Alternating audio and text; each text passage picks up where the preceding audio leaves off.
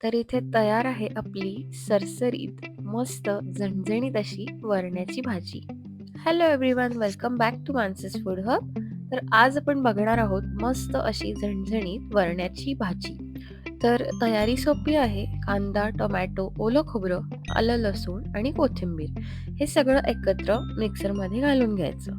तर इथे वरणा मी कुकरमध्ये शिजवून घेतलाय. या वरण्याच्या शेंगांची भाजी वांग घालून पण छान होते, पण नुसती आपण जरी केली तरी ती पण मस्त लागते. तर इथे या सगळ्या मिश्रणाचं एक वाटण तयार करून घ्यायचं आणि वाटत असतानाच ह्याच्यामध्ये कांदा लसूण चटणी पण ऍड करायची. आता इथे आपण फोडणी करून घ्यायची. आपण नेहमी फोडणी करतो तशी फोडणी करायची आणि एक एक्स्ट्रा इन्ग्रेडियंट घालायचा, तो म्हणजे आपलं साधं तिखट असतं रंगाचं, ते घालायचं. आणि आपण ह्या फोडणीमध्ये तिखट घातलं की गॅस बारीक करायचा आणि वाटण त्याच्यामध्ये घालायचं, म्हणजे तिखट जळणार नाहीत. आता हे सगळं वाटण आपण ह्याच्यामध्ये ऍड करायचं आणि सगळं वाटण तेल सुटेपर्यंत परतून घ्यायचं. तुम्ही अजून माझ्या चॅनलला सबस्क्राईब नाही केलं ना, नसेल केलं तर आत्ताच सबस्क्राईब करा आणि बेल आयकॉन पण प्रेस करा, म्हणजे माझी नवीन रेसिपी सगळ्यात आधी तुमच्यापर्यंत पोहोचतील. तर आता हे 5 मिनिटं वाटण असं परतून झाल्यानंतर असं कोरडं कोरडं होतं.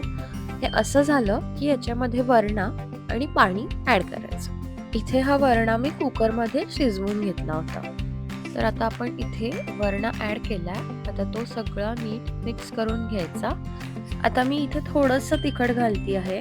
आपण फोडणीमध्ये पण तिखट घातलं होतं आणि वाटण बनवताना पण कांदा लसूण तिखट घातलं होतं. त्यामुळे हे तिखट घालताना थोडंसं घालायचं आणि मीठ घालून घ्यायचं. आता इथे पाणी ऍड करायचं. तुम्हाला जशी कन्सिस्टन्सी हवी आहे तशी तुम्ही ठेवू शकता. तुम्हाला जितकं पातळ हवं आहे तितकं तुम्ही पातळ करू शकता. आता इथे मी थोडासा गरम मसाला घालती आहे. याने पण खूप छान चव येते. आणि हे सगळं घालून झालं की इथे हे झाकून ठेवायचं आणि ह्याला उकळी आली. आता उकळी आल्यानंतर इथे आपण थोडीशी टेस्ट करून बघायची भाजी. थोडं मीठ तिखट कमी वाटलं तर ऍड करायचं. तर इथे आपली तयार आहे मस्त अशी सरसरीत वरण्याची भाजी. ही तुम्ही भातासोबत, चपातीसोबत, भाकरीसोबत कशासोबतही खाऊ शकता. तुम्हाला हा भाजीचा व्हिडिओ कसा वाटला मला नक्की कमेंट्स करून सांगा. व्हिडिओ आवडला असेल तर लाईक करा आणि सबस्क्राईब करायला विसरू नका.